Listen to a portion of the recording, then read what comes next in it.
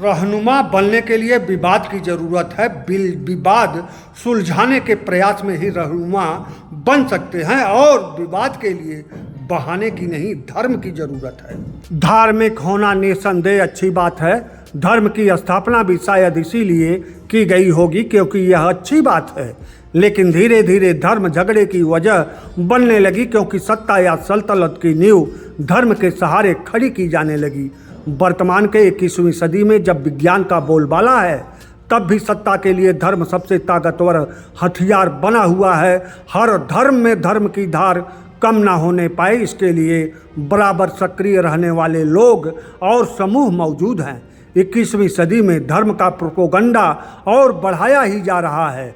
मुस्लिम mic से अल्लाह को जगाएगा तो हिंदू डीजे से भोलेनाथ को खुश करने में लगे हैं और अब तो धार्मिक पूजा पाठों का लाइव टेलीकास्ट तक किया जा रहा है। हिंदू धर्म में पूजा पाठ निहायत निजी कर्म होता था, अब यह सार्वजनिक प्रदर्शन का कर्म हो चुका है। ऐसे ही झगड़े की जड़ धर्म को कानूनी बनाकर अनवरत क्रियाशील वक्फ बोर्ड है। वर्तमान में यह चर्चा में है।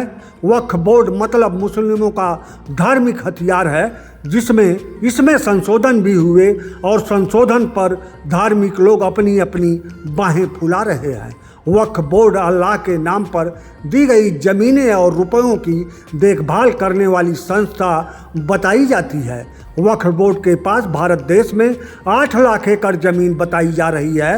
वक्फ बोर्ड जिस ज़मीन को अल्लाह के नाम पर दान दी गई ज़मीन बताएगा, उसके खिलाफ हाई कोर्ट और सुप्रीम कोर्ट में भी अपील नहीं की जा सकती।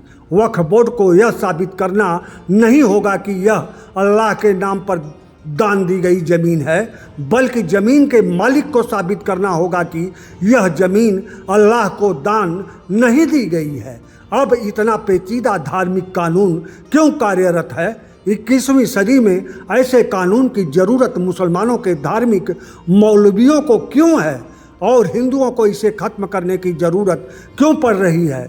यह कानून किसके लिए क्यों है और क्यों नहीं होना चाहिए?